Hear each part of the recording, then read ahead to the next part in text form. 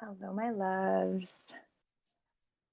Welcome back to the Blissful Birth Awakening. Here we are on day 4.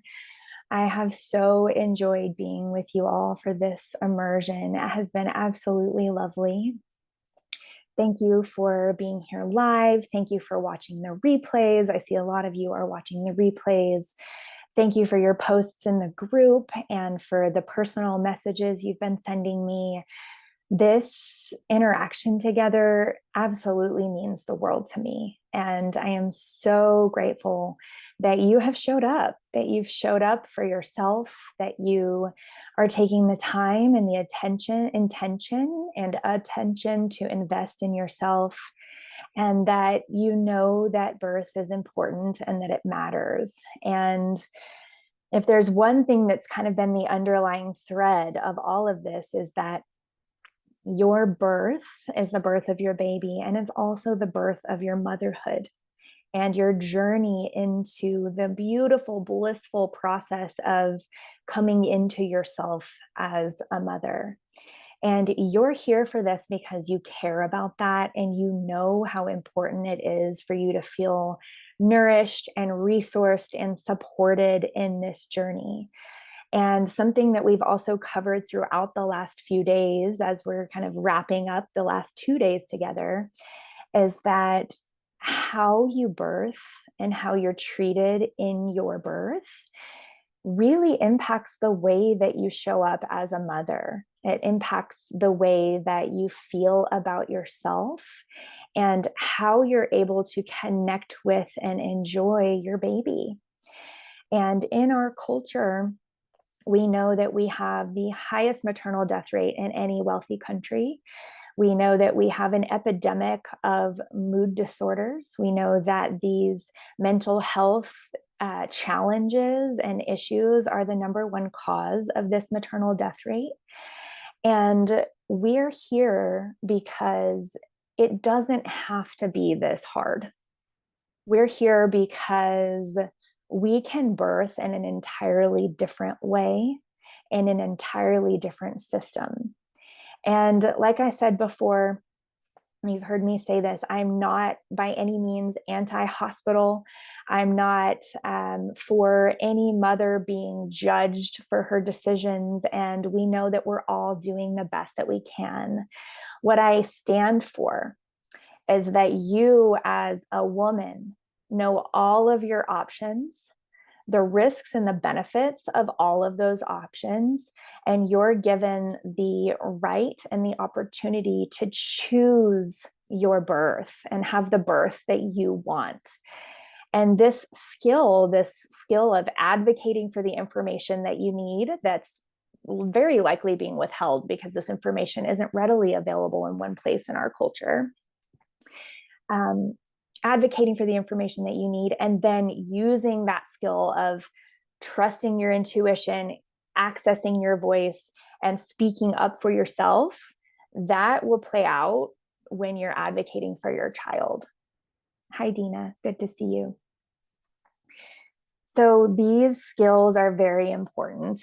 And over the last several days, we've talked about the importance of preparing yourself mentally, emotionally, and physically. We've talked about the grief that accompanies joy in this process, and both are very, very important in our health and in the honoring of the journey into matrescence, the developing of the mother and the birth of the mother. We've talked about the foundations of inner healing and trauma work and trauma-informed care. We've talked about the foundations of aware parenting and breaking generational cycles. We've talked about, again, like I said, self-advocacy and partner support and the importance of preparing your partnership for birth and motherhood. If you haven't noticed yet, relationships are my jam, and not just relationships in your partnership, but your relationship first and foremost with yourself, and connecting deeply to who you are as a soul, and also your partnership, and then also the relationship with your body, with your career, your creativity, with your baby. All of this is going to shift tremendously. And it's normal to experience this as kind of an upheaval. And there is a journey into the underworld. It's the heroine's journey where we're like, whoa, everything just gets shaken up and it's wild and it's untamed. And last night with Golbahar Dadian, we were talking about family constellations and the family nervous system, the family unit, and how that shifts when we enter in a new baby, whether it's the first baby, the second baby, the third baby. We talked about birth order and how that affects the family and affects the child. We talked about the ancestral lineage and how there is an opportunity for healing that runs through the ancestral lineage. We could see this as, karma or something that needs to be learned. We can see this as lessons that are hard. So there might be themes that are passed down from generation to generation. And we talked about how the whole purpose of that is so that love can actually flow. And we are constantly on an evolutionary journey of embodying more and more love. And that love that we receive into ourselves through the healing journey is then passed on to our children in order of birth. And it's a very fascinating concept, and it's absolutely beautiful. And there's so much universal to the way that birth unfolds through our divine physiology and the healing of the spirit and the soul. And that is a beautiful mission. And so I applaud you for being here. I applaud you for looking into this and giving yourself the support that you need. If you haven't caught the replays, there is a link to a replay portal that's been sent to you. I highly recommend all of the guest sessions. Of course, the 10 a.m. sessions with me are vital as well, but the guest sessions have been really powerful, and I've loved our speakers so far. So they're all labeled, so you can go in and kind of pick and choose what you want to start with. And those are available to you until October 20th. And then they're available for purchase for $22 for the whole set after that. Okay. So with that, we're going to go ahead and dive into the masculine and feminine energies of birth and the birth vision / preferences / plan. So we've talked a lot about preparing the mind to really relax and trust and surrender over this process, and also preparing the body through breath work, relaxation, and visualization. I love, if you're new to me here, I'm a birth doula, and I love to use hypnobirthing and the Bradley method in all of my techniques. I do a lot of breath work and relaxation with my clients. I help them get in the right mindset. And something that I have found that is vital. So we're going to talk about the masculine, which is the structure of your birth. So this is who are you choosing to be there? It's the environment that you're choosing. It's how you set up the environment. It's also how you plan for your birth. So your childbirth education, what you understand in your thinking, reasoning mind, and also how your partner is preparing, because your partner is actually going to hold the charge of the room and the energy, like the outer realm of the birth space, while you relax and trust and flow into the birth, into those deeper states of consciousness where you're going to enter another plane, another blissful awakening, spiritual journey, and also where you can connect deeply with your baby in that plane during the birth, which is so incredible for us to have that opportunity.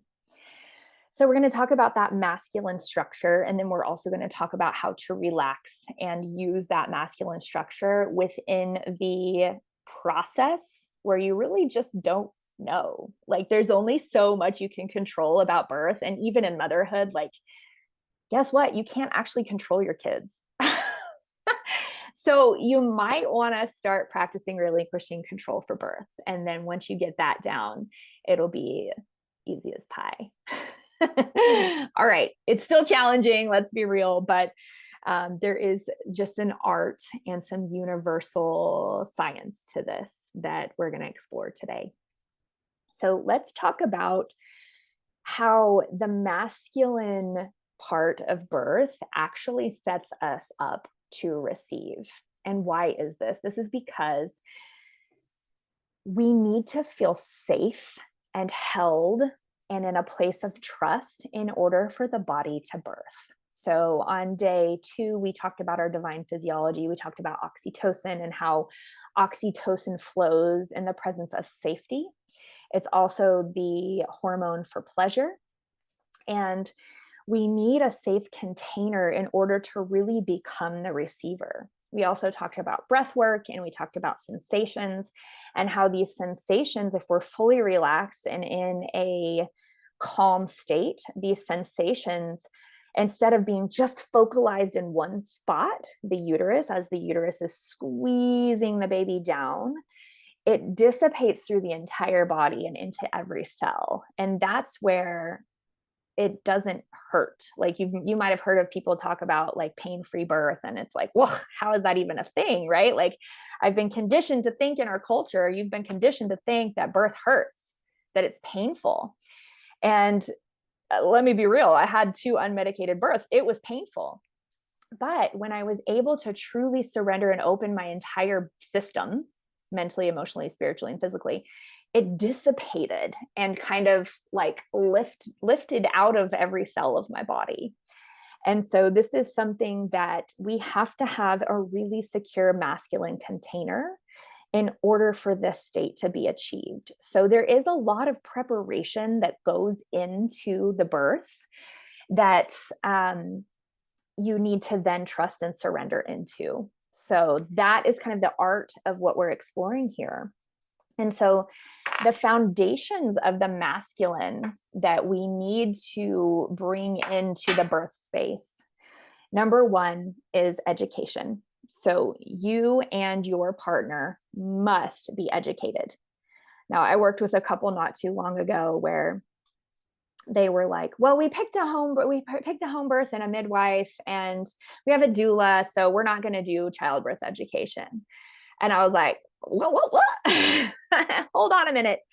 I actually require all of my clients to have childbirth education. That is how important it is.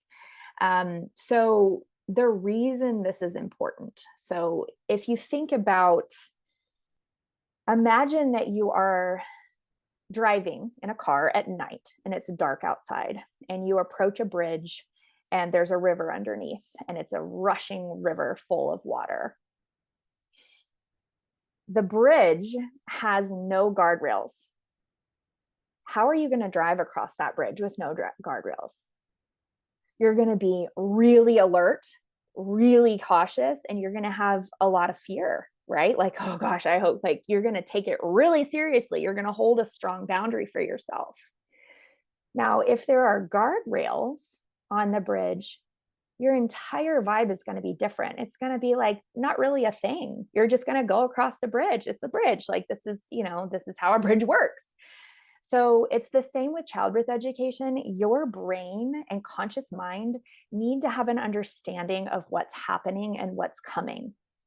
Now, we talked about mindset and fear in the past and how important it is to protect that mindset from scary stories or birth trauma and things of that nature. That's another part of the masculine container, is not allowing these thoughts of trauma, these feelings, these birth stories that people want to tell you about how traumatic their birth was into your field. And instead replacing those ideas with solid childbirth education. So I taught childbirth education for 2.5 years at Baylor University Medical Center as a doula. I also had the opportunity to walk couples through the tour of labor and delivery. So I did that a few times a week. And so I worked with hundreds of people teaching childbirth education. I've also worked with clients who came in from other hospitals or if they were having a home birth or a birth center. And I can tell you that hospital education is very different from what I'm actually talking about. So hospital education traditionally, and it wasn't like this at Baylor because the classes were taught by a bunch of doulas, which was great. Traditionally, your hospital classes are going to talk about yes, they'll give you the stages of labor. They'll give you, how your cervix is dilating and where the baby is going. And they're also going to tell you about hospital policies. They're going to educate you on the epidural, the nitrous oxide, all of those things. But most of the time, the hospital policy is very focused on what you can and cannot do in their space. So Trish Ware spoke last week from Labor Nurse Mama, and she offers a really amazing class. She's at Labor Nurse Mama, that's her Instagram. And that kind of class is very based in natural physiological birth. There's also relaxation and EFT that she incorporates in. Personally, I love hypnobirthing classes and that's the style that I use. It's hypnobirthing combined with the Bradley method. So when I teach my students, it's relaxation and visualization and breath work combined with partner support and using your partner as a tool to go within. So the type of class that you select is really important. But what I want for you is when you go into birth, you have an understanding of what to expect. You've heard the sounds that come out of you, right? You've seen a live birth, like you've seen like a birth live, you've seen, or a video or recording of it. You've seen people in the space, in the field, and you and your partner both know what to expect. Because when you have that foundation, it's so much easier to trust into the process. So another piece of the masculine of birth is who you choose for your care provider. So the mindset with which you enter, the mindset with which you create your birth vision. So if you have a mindset that your body knows how to birth, you trust in natural physiological birth, and you can just open and surrender and trust, your provider also needs to have that mindset. So because I've worked so extensively with so many obstetricians, I have seen the attitude of the obstetrician have more effect on the birth outcome than anything else, really. Because if your obstetrician is telling you all the things that could possibly go wrong, or they're rushing you through the process, or they think your baby's too big for your body, all of those things plant the seeds of doubt. So who you have in the room for your birth needs to be very, very carefully selected. So depending on how you want your birth, and one of the questions I ask when I'm working with clients on a one-on-one is, how managed do you want to be? Because there's been a lot of research and studies that a woman who is fully prepared, and that's a whole nother story, what it means to be fully prepared, and is left alone to go within and allow birth and to surrender to the process, has, I won't say easier, but more of a flow and more of a peaceful birth than if someone is constantly brought out of the altered state and talked to or touched too much, or they come in to monitor the baby, or they come in to like start your IV if you're in the hospital setting. And that is an important distinction to make. Do you want to be told what to do every step of the way, or do you want to be left alone? And do you want to tap into your body and your intuition and let birth move through you? Let birth be birthed, right? Like through your movements and your sensations. So that is going to be an important distinction to make with who you choose as your provider. Now, your provider should be giving you lots of information at every appointment. You should feel like you have their time, you have their attention, you have their presence. So a lot of women come to me with having these kind of feelings of red flag with their providers, where they're being rushed, they're not being told what they need, they're not being really held or nurtured in any way.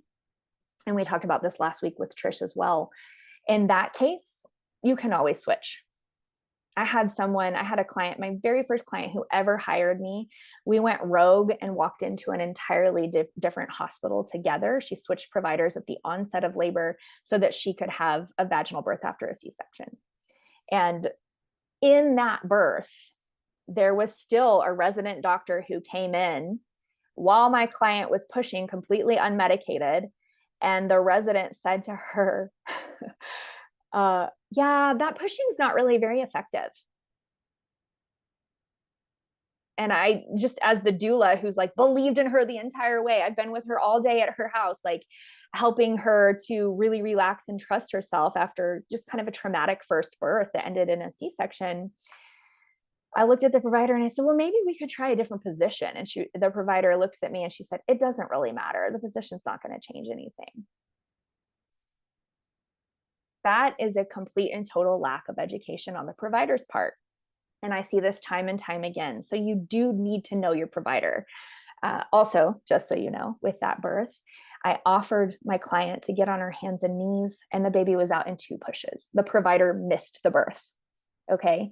So let me just tell you, position absolutely matters. This is science. It's proven. It's divine physiology. We do need to strategically open the pelvis, and all of that strategy should be taught in your childbirth class. Okay. So that you know ahead of time, so that you can actually practice the movements of birth and the breath work and the surrendering and the visualization. So your provider is part of your team. Your doula is part of your team. You have I think it's a 20% decrease in the risk of a C-section with a doula. They are basically medicine.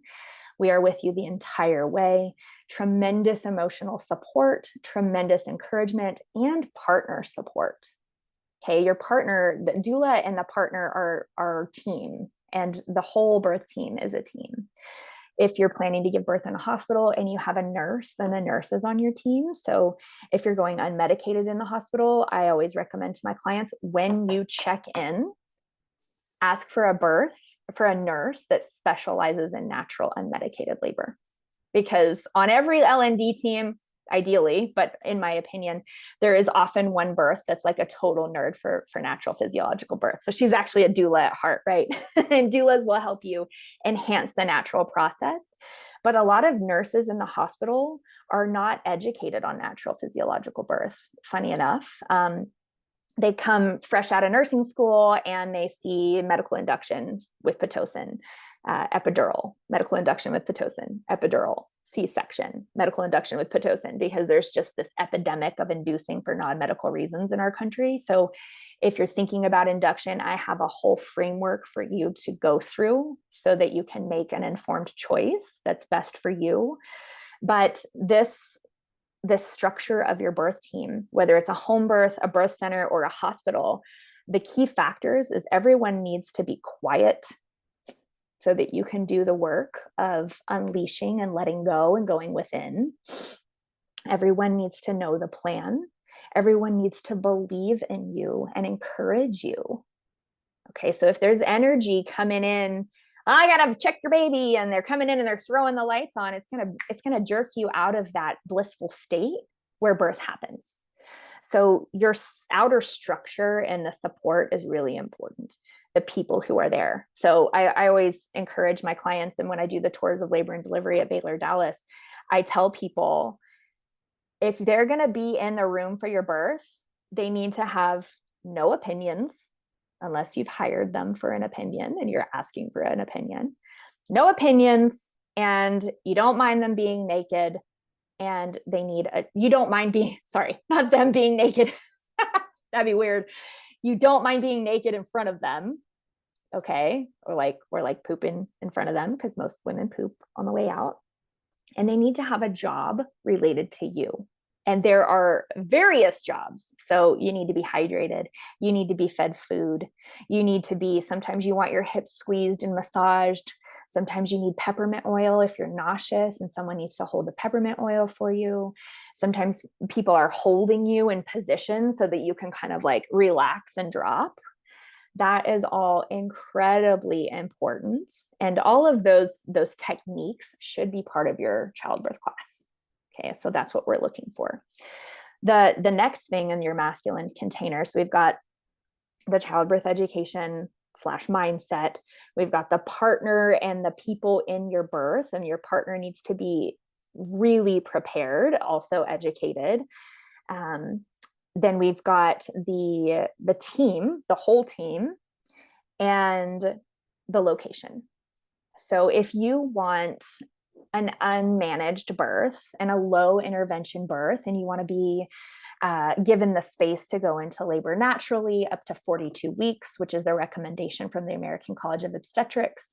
The American College of Obstetrics doesn't recommend medical induction for any reason other than a couple of medical reasons before 42 weeks. But in our model, in the medical model, we're being induced at 39. We're being given cervical checks at 37 and being told, oh, your body's not doing anything. Well, it shouldn't be doing anything at 37 weeks. It should be tight, high, and closed because your baby is still developing its lungs, right? So it's really important, if you want a low intervention birth, that you select a low intervention care plan. Okay. And so many of my clients now attending 75 hospital births have come to me wanting natural, low intervention, unmedicated births. And they have chosen a high intervention provider because they love their OB. They've been in their family for years and years and years. Or maybe they've chosen a midwife. And as a doula, I've worked with that midwife and I've seen that midwife be more high intervention. Right? So just because you've chosen a midwife doesn't mean they're not going to manage you or intervene with things. I actually had a pretty highly managed birth, even with a midwife in a birth center. And I didn't even realize that until recently, when I started really looking into the science behind undisturbed birth and managed birth. And I'm just kind of a birth nerd, so I'm always doing the research on these things. So your place of birth is really important. If you want a truly undisturbed birth and you've got a low risk pregnancy, home is the best place. It really is. And there's a lot of illusion around safety in our culture and thinking that hospitals are actually the safest place. When if you look at the actual research and studies, you'll find that for a low intervention pregnancy, it's actually riskier to give birth in the hospital, because even the act of leaving your house is an intervention that can interfere with how your birth unfolds, right? Because if we're going into this meditative state and trust and surrender, then you have to like get up, put on your, make sure you got the chucks in the car on your seat, right? So in case your water breaks, you want like amniotic fluid all over your car seat. You got to get your hospital bags and get everything loaded up and make sure you've eaten, because a lot of hospitals won't let you eat. So you have to eat a meal beforehand. This is all strategy that we cover in birth strategy sessions that I offer. But that in itself is going to take you out of that state. So then when you get back to the hospital, if your contractions slow down, you're more likely to be pressured into things like Pitocin, because like I said, a lot of the hospital L&D nurses are not educated on, well, actually, let's dim the lights, let's light some candles, let's turn on some music, let's use some essential oil, let's give a light massage, let's do some breath work, maybe a breast pump, hooking up to a breast pump. That can get labor going again. And also just understanding that part of the natural physiological process is you're going to ebb and flow with the timing of contractions, right? Like you're actually meant to rest when the body stops contracting. So instead of coming in with like this drug that you're going to stick an IV in your arm, going to put your IV in, then you're going to have your birth and you're going to start contracting again. Let's actually connect to the heart of the woman and help her get back into that state. Well, this information is not being given to the nurses. And if you don't have it and your partner doesn't have it, how are you to know? You won't know. You just won't. So on the topic of your partner, here are some qualities that your partner really needs to start practicing. So first, they are the masculine charge in the room for you, whether your partner is male or female, or whether it's a friend or a doula. A doula also supports this. So you can think of it like this, and this is Dr. Britta Bushnell. I listened to a podcast with her on it, and she describes this really beautifully. So imagine there's a river flowing through a mountainous scene, right? And there's the forest and this beautiful rushing river, and there's parts of the river that are softer and slower. And then there's parts of the river that are rushing and wild and untamed and intense. Well, the banks of the river and the structure of the earth is holding that channeling flow of the water. So the structure of the bank is your partner. And what's going to happen when that flow gets really intense? The bank gets stronger. The bank rises with it. And I don't mean like intervenes in any way, but their energy, the charge that they are holding, is stable, it's solid, it's confident, it's unwavering for you. So your partner needs to be okay with you having feelings. And this is really hard, especially if your partner is male, because they're conditioned to not have feelings. And you'll learn this in parenthood quite a bit. The feelings that you allow yourself to feel are the feelings that you'll be able to help your child with. So when you get to that point where you're 8 to 10 centimeters, and you'll learn this in your childbirth class, where your contractions are back to back practically, and they're 1.5 minutes long, and they're strong and long and intense, that's actually a really short part of labor too. So don't believe what you see in the movies where people are screaming their heads off, right? That's a very short part of your labor. But when you start to feel that fear and you start to release all of the emotion, which is a beautiful part of the birth, your partner needs to be able to receive you. And what do I mean by receive you? I mean, they need to open themselves, hold you mentally, emotionally, and physically, and not try to change it. They cannot take this away from you. This is a solo heroine journey. So they need to be okay with you coming undone. They need to be okay encouraging you and still believing you. And they need to see that when this happens, the fear, the emotion, the intensity increases, it's because you're so incredibly close. So if your partner has no idea how the process works, they're going to freak out. And I've seen this before, which is why it's nice to have a doula that says, this is it. We're getting close. You guys are doing great. Keep breathing. Let's breathe. We're going to take these one at a time. So your partner also needs kind of like a script or so that they practice, that they have in their toolbox that they can pull out when you get to this state, because it is very, it can get really intense. Like birth is messy. It's wild. It's untamed. You will make sounds. You will make loud, grunting, powerful lioness sounds. It's pretty much uncontrollable. And if you were on the call yesterday, we did talk about voice and vocal activation and the importance of opening the entire pelvic floor, and that whole area down there can be opened by vocal activation. And so intentionally practicing using your voice, that should be part of your childbirth classes too. It's very important, both the actual physical use of your vocal cords in the right tone for birth, but also your voice in terms of self-advocacy, communicating your boundaries, communicating your needs, your desires. All of that is essential in birth, and it's essential in motherhood.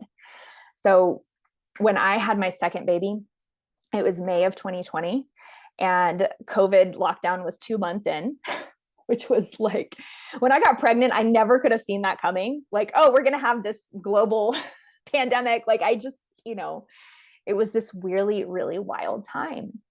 And I had some trauma from my first birth, even though everything went exactly to plan. I had a really challenging time postpartum. And so when I came into my second birth, I was extremely anxious. And I every day I would wake up with this kind of like, oh, like this kind of sense of dread, which wasn't present in my first pregnancy. So if this is something that you've experienced or you are experiencing, please reach out to me. I would be happy to just receive you and talk you through this, because I know how intense that can feel.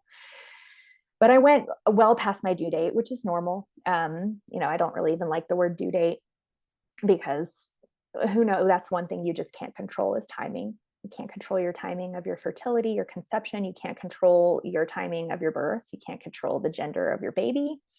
You just can't, or the sex of your baby. So I was really anxious, like just every day, just this kind of anxious feeling. And I was working with breath work. My friend Christine, who's actually here, gave me some EFT techniques that really, really helped. And when I finally went into labor, so I was walking around at 4 centimeters for 2 weeks, like almost all the way effaced, and the baby was super low. And if you're not sure what I'm talking about, go back to day 3's call. Basically saying that you can be 4 centimeters for weeks, and that doesn't tell you when the baby is coming at all. So I went into labor finally, and I'm walking to the birth center, and labor came on really fast. Like I had a 4-hour birth the second time. So if I had a third, I might not even make it to the birth center. I'd probably just plan a home birth.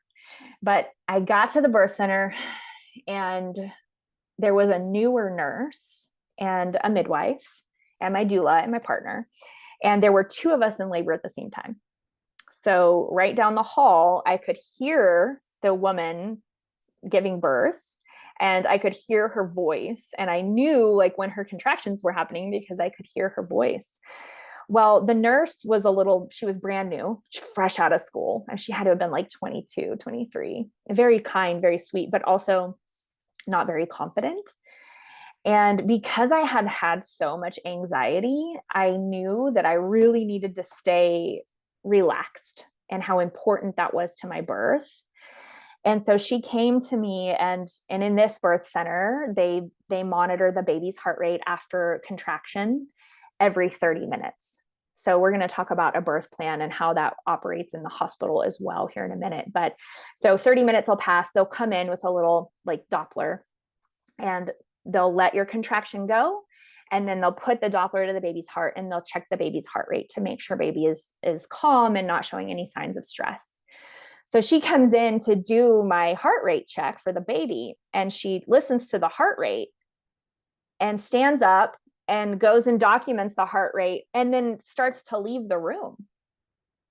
And I was like, whoa, whoa, whoa, whoa. Okay, so mind you, I'm 8 centimeters. I showed up at 8 centimeters. I mean, I was in the thick of the most intense part of birth. And I was like, whoa, whoa, whoa, whoa, whoa, whoa. Is the baby's heart rate okay? And she was like, oh, yeah. You know, he's fine. He's doing great. And I was like, if you want to check my baby's heart rate, I'm going to need you to tell me every single time what the outcome is. And this poor, like, I mean, I'm in labor. Like, please tell your partner, tell your doula, tell your sister, whoever's there, not to take anything personally. But I advocated for that because she was freaking me out by not telling me, yeah, your baby sounds great. Like there was no verbal encouragement. And part of that was just because she's not experienced, right? And that's okay. But you being able to advocate for yourself in any situation to protect your mindset is very important. And in the instance that you can't, because you are so in labor land in this different reverie state, and you're experiencing this intensity, your partner needs to be able to do that for you. Needs to be able to say, just checking in, how's the baby? Everything looks good. Okay, babe. Yeah, you're doing great. Everything looks good. This is normal. This is just part of the experience, right? We really, really need that. And so the birth setting, back to the birth setting, being one that embodies natural physiological birth and supports natural physiological birth. Not just, oh yeah, you're walking into the hospital.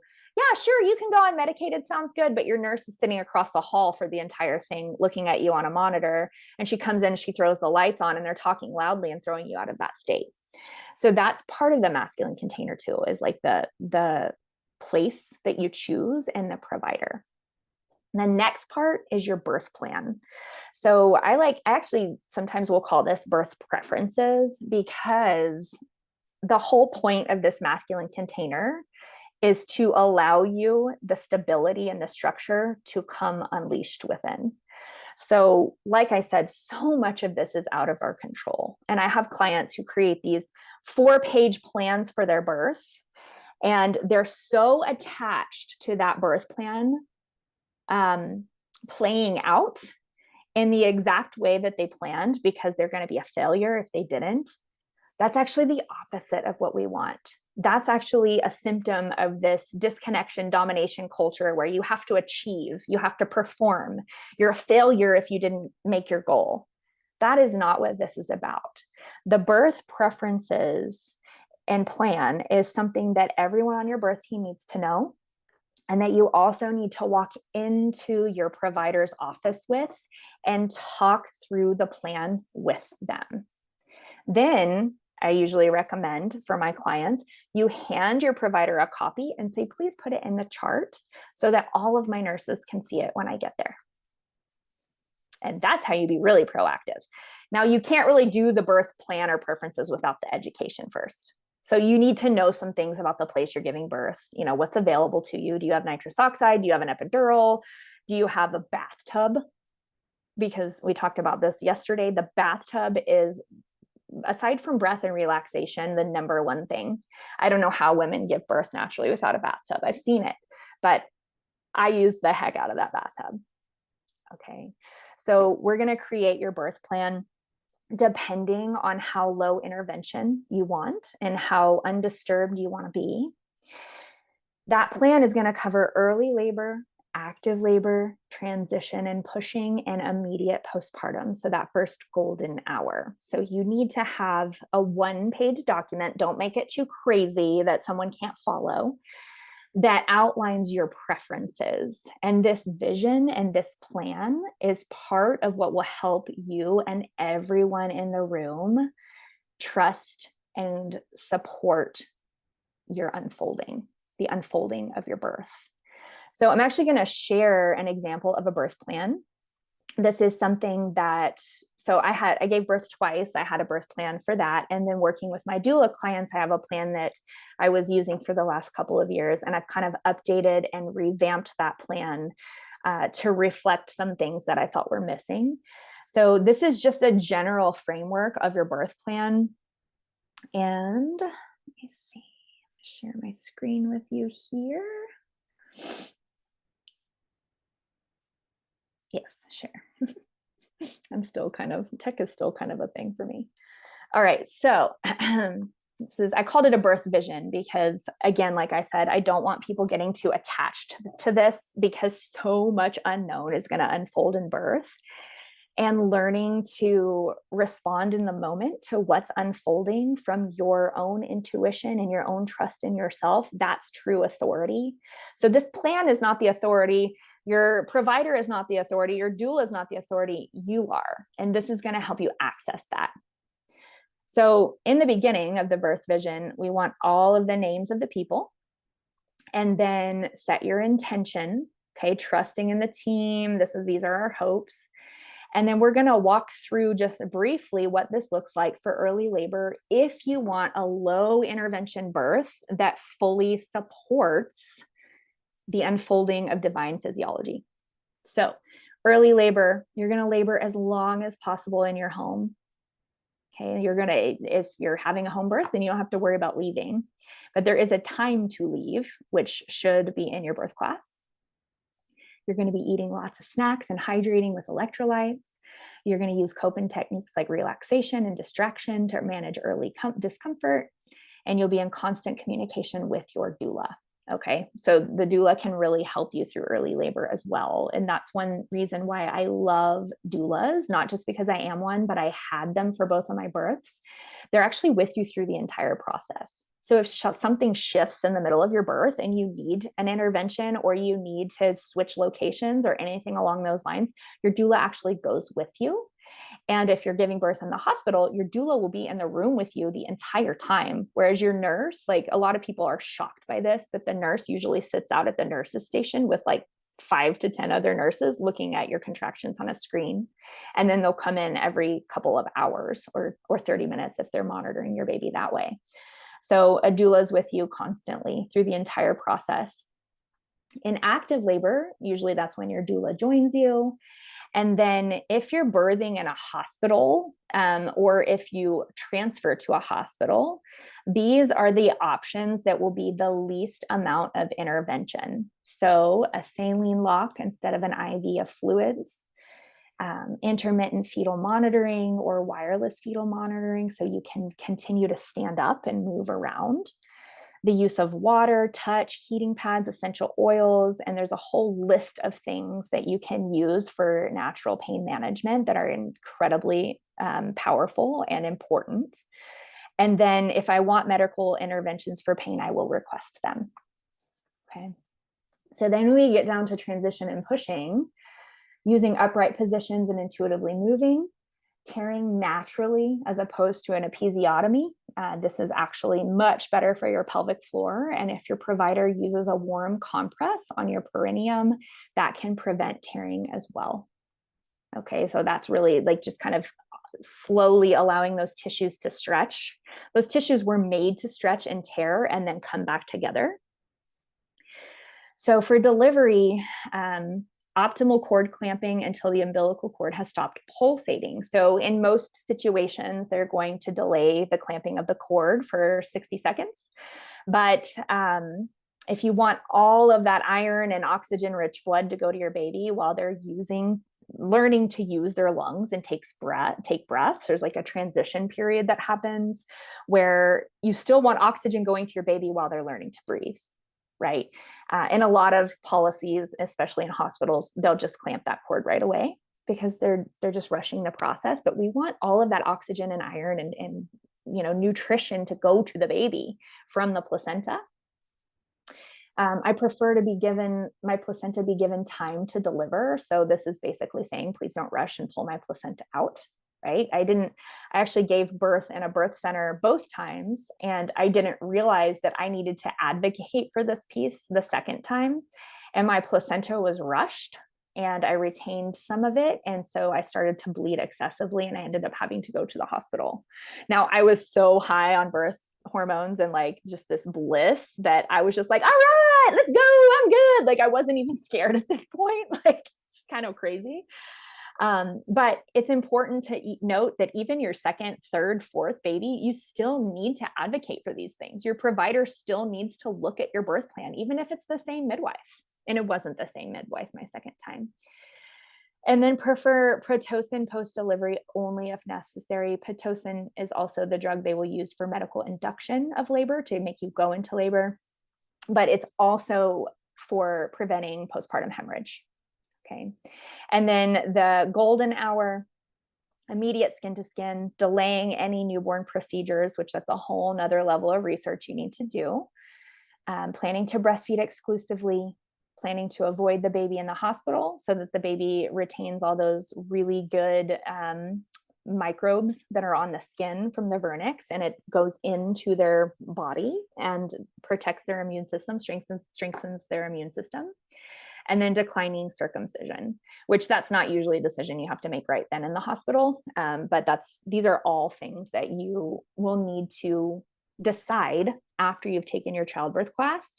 And then after you've made those decisions, communicate this with your provider. Go in and say, hey, I just want to make sure that you're good with not doing an episiotomy where they snip the tissues between your vagina and your anus while the baby's crowning. I just want to make sure that you're cool with me moving around. Can you catch my baby on my hands and knees? And this is good for home birth midwives as well, and birth center midwives.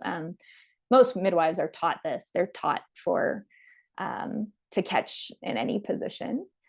Or, hey, I want to catch my baby. Like, I want to be the first person to touch my baby. If that's your preference, you want to birth in the water and you want to experience your baby kind of chilling in the water, but like as you're picking your baby up, that needs to be in here. And you need to make sure your midwife knows that. So many people totally forget to talk this plan over with their provider. And what happens is when you talk this over with your provider, and most people do this around 35 weeks, but you're going to know if there's red flags or not. If your provider's like, yeah, I guess I can delay the cord clamping, but the blood's going to move back into the placenta anyway, so it doesn't really do anything.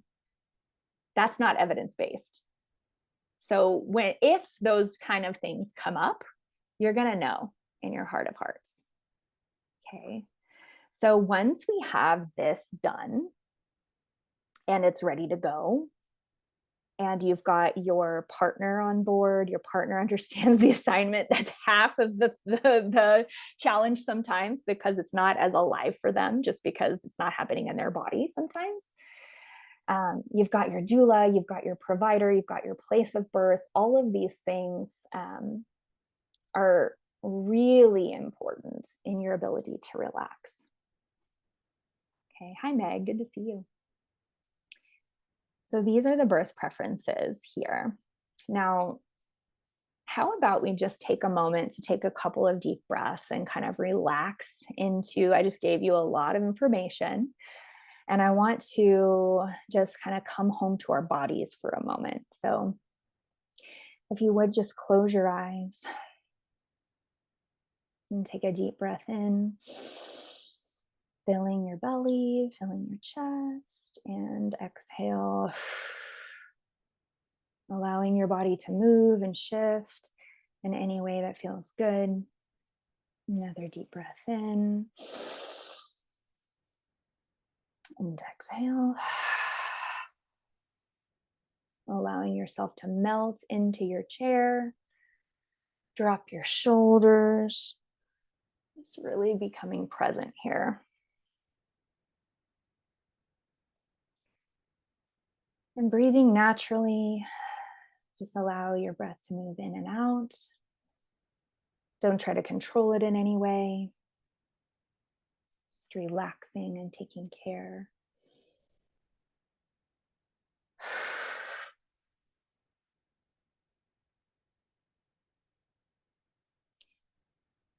Noticing your thoughts as they move in and out of your mind.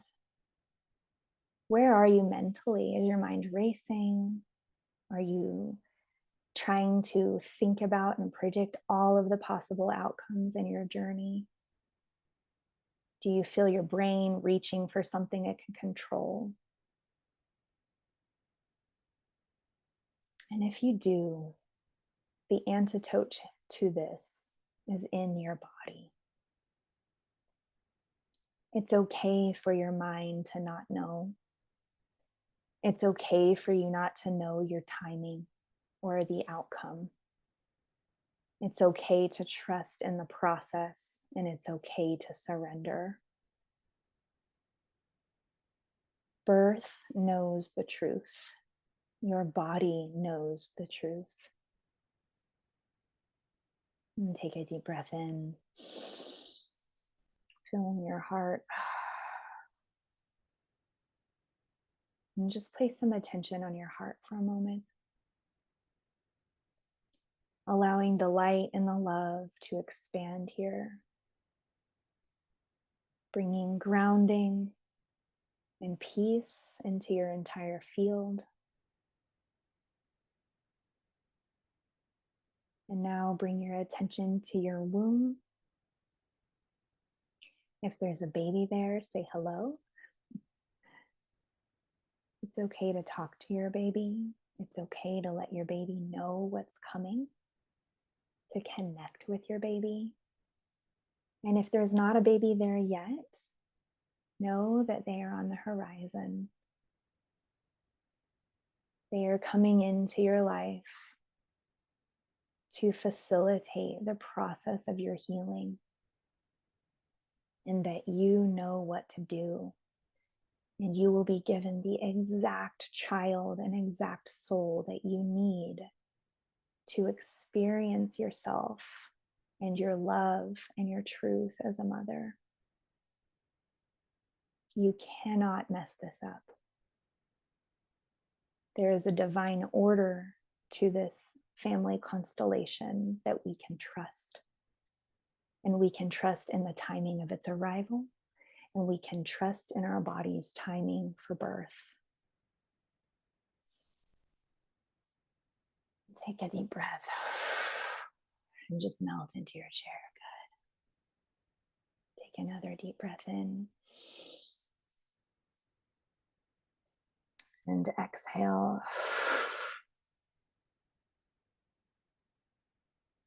One more deep breath. And bring your attention to your toes and your fingers and your eyes, wiggling a bit. And exhale, open your eyes. Beautiful. Beautiful. So it's really important to cultivate this masculine container for your birth. And it's also really important for you to rehearse the breath work, the visualization, the hypnobirthing, the relaxation techniques. Prenatal yoga is an amazing way to familiarize yourself with the sensations as your body is changing through pregnancy, to build that somatic awareness, and to practice the relaxing and visualization and training your nervous system for birth throughout your entire pregnancy. Just like if you were training for a marathon, you would run in increments and you would train on a regular basis, a weekly basis. Even just 5 minutes of deep breathing a day is better than trying to figure out how to relax at 39 weeks. Okay, when things are getting a little more intense, you're getting closer to the big day. Okay, so this is really important to practice on the regular. Let me know in the chat how this is landing for you guys. Meg, Dina, where are y'all at? I would love to hear from you guys and see how all of this is landing. What questions you have. Hi, Dina. You have a question? No, I'm just super thankful to get even more info on all of the possibilities and all the things I should think about in the next few months. Yeah. I can actually feel a lot of anxiety coming up just about like when I hear about all the possible outcomes that are not what I wish for, but it's valuable to go through them now. I think like I really try to do a lot of emotional work around it in the next few weeks. Yeah, thank you so much for sharing that. And it is such a normal part of the process to feel that. It is so common.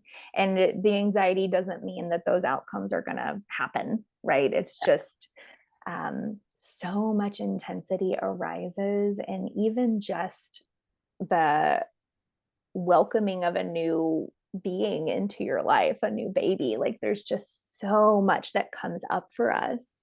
Where are you in your journey, Dina? Are you pregnant now? Yes, I'm 5 months pregnant. It's my first baby and it was a huge surprise, not planned or anything. Wow. And I'm currently in the Dominican Republic. So I'm also trying to figure out what the medical system means here for me. And I'm not speaking the language. So there's just so many layers.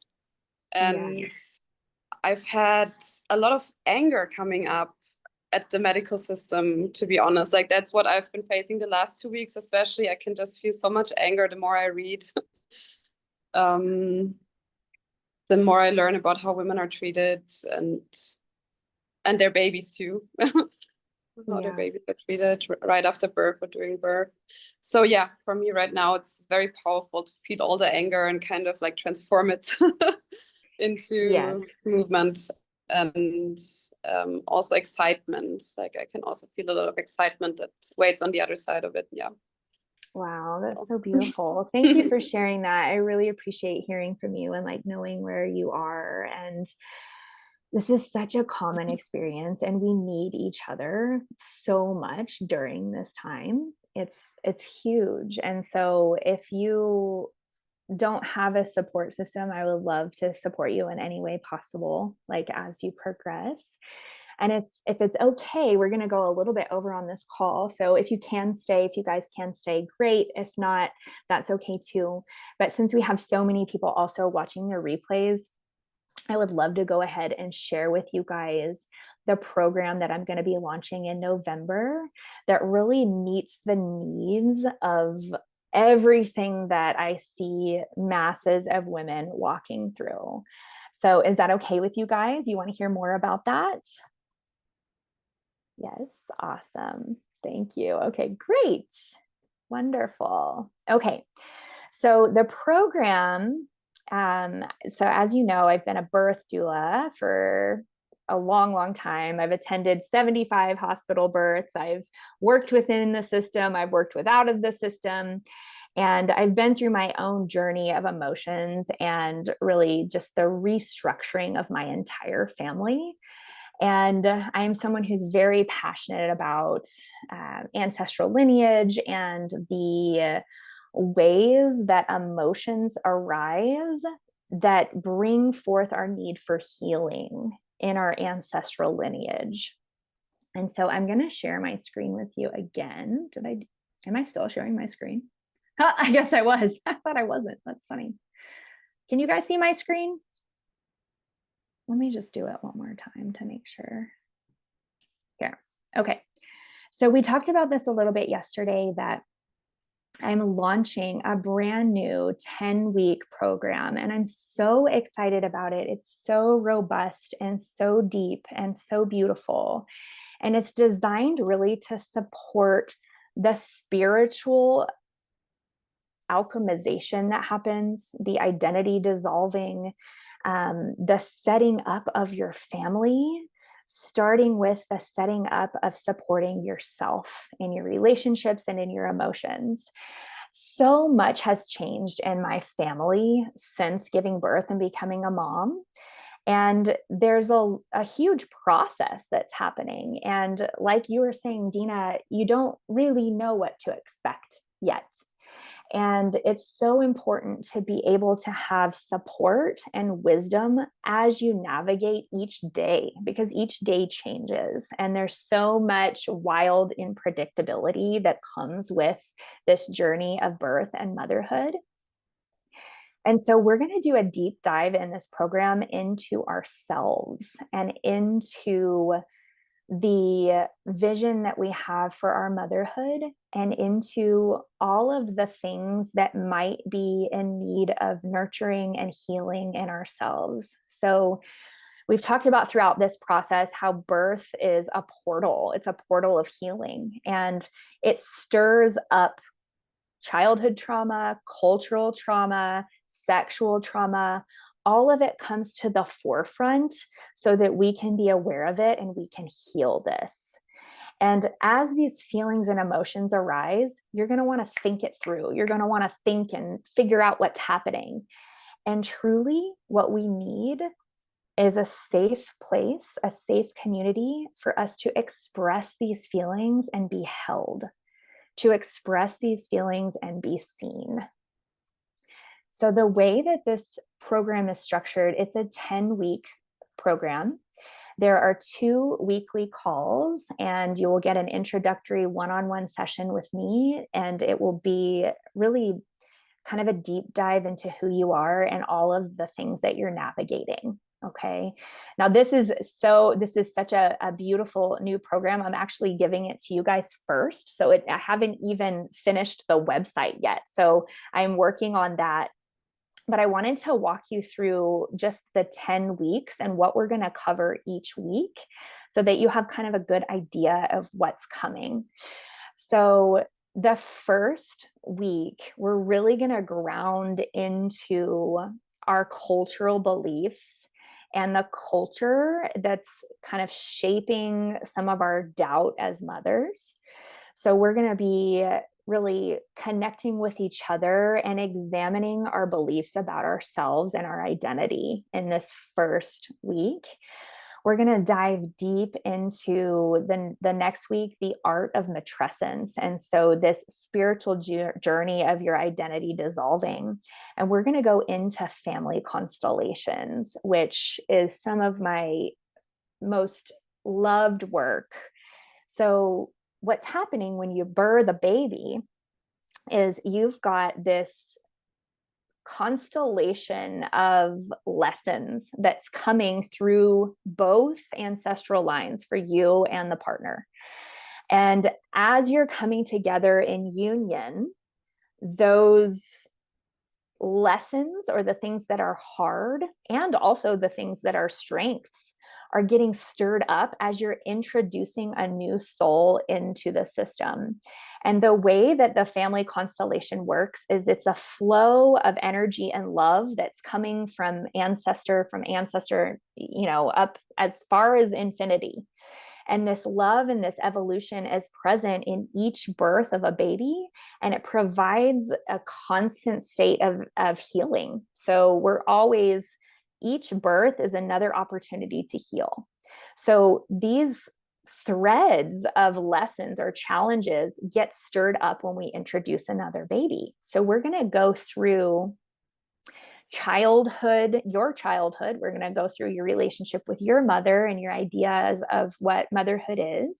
And we're also going to examine your family and bring a greater awareness of how you're holding yourself through this transition, and how you're going to be holding your family and holding your new child. Then on week 3, we're going to dive into the Gene Keys Venus sequence with Christine Madar. So you're going to get a one-on-one session with Christine. And this is all about diving into your heart, your feminine essence, and your relationships. So understanding, Christine is she's actually here on this call. She is one of my parenthood mentors, and she's been instrumental in my support as a mother. And the Gene Keys, if you haven't dived into that, we're going to talk about that a little bit more next week. But it is a powerful tool for deep self-reflection and awareness. We're going to dive in on week 4 into sacred sexuality, pleasure, and birth.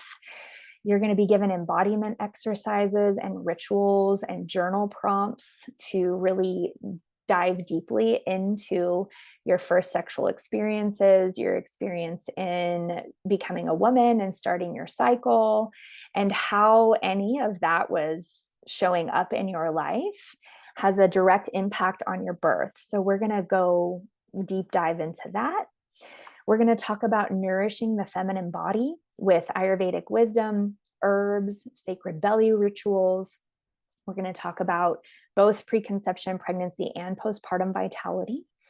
This is just kind of the basics of like female anatomy and physiology and what our bodies really need. And I haven't found this readily available in our culture. So if you're going to your appointments and you're not getting the information on nutrition or even like how birth unfolds, that is a problem. Like we need this information. Information is one of the first steps in our empowerment. So we'll talk about divine physiology and how to enhance that with your partnership now. So you can start doing these practices now for your birth.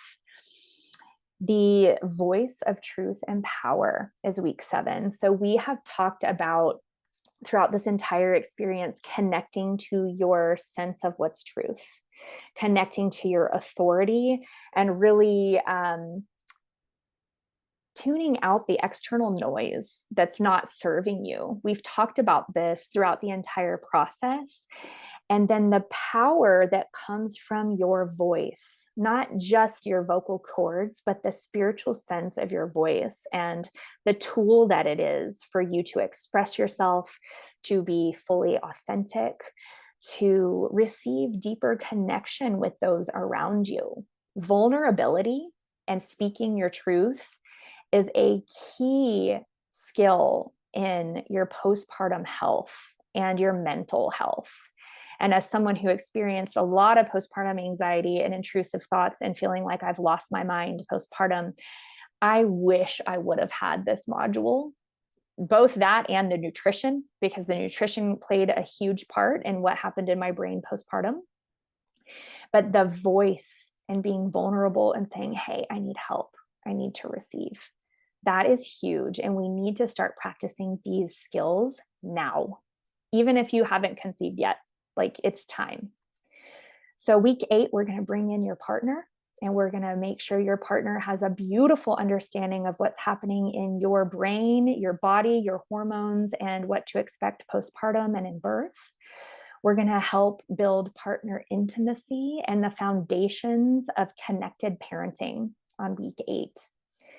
Week 9, curating your birth and postpartum vision. So I will actually help you create this strategy that we spoke of today.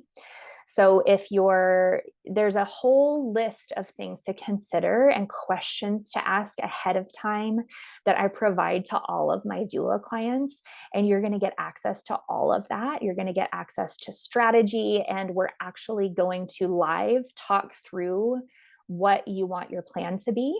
And I'll help you become aware of any gaps in your education and questions that haven't been addressed yet. This is kind of impossible to do if you've never given birth, because you just don't even know what to expect. And Dina, that's kind of what you were speaking to earlier. So week 10 is a birth rehearsal and integration. So we're going to be doing a lot of visualization. I'm going to be giving you hypnobirthing techniques for breath work and relaxation throughout this entire experience. You'll be given journal prompts, self-reflection exercises, embodiment movements and practices, and a strong focus on breath and creating a beautiful vision that you can trust. So throughout this entire thing, we'll be doing that. And then on week 10, we're going to come together and do a birth rehearsal where we breathe through contractions and sensations, and we really get clear and centered in our bodies. So throughout this entire program, there will be 2 weekly calls on Mondays and Wednesdays.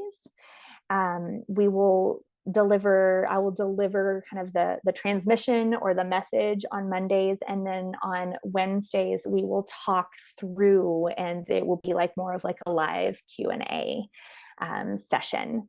You'll receive the personal introductory call with me, and I'll be available via a WhatsApp group for any questions you have along the way. We'll all be in that group together. And then you're going to get your one-on-one session with Christine Madar to dive into your Gene Keys Venus sequence on week 3. So awakening the heart Venus sequence.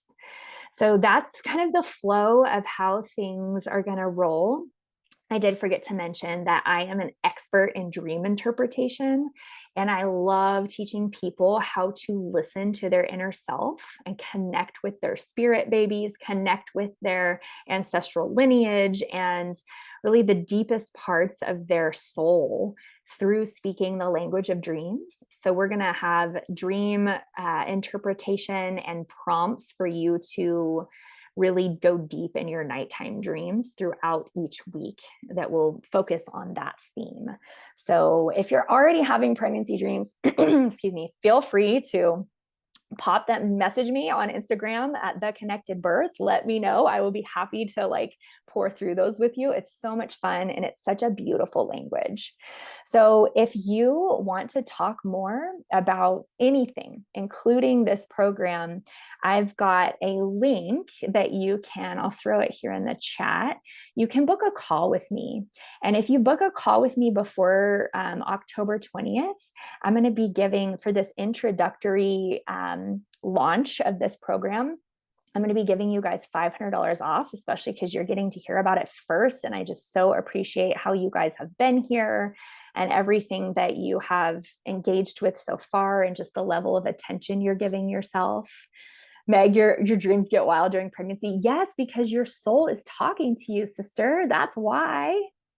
It's so amazing. I had you can also, one of the things, this is the book link to book my Calendly. So if you book before October 20th, you're going to receive $500 off of that program. And I would just be so happy to receive you and hear where you are in your journey.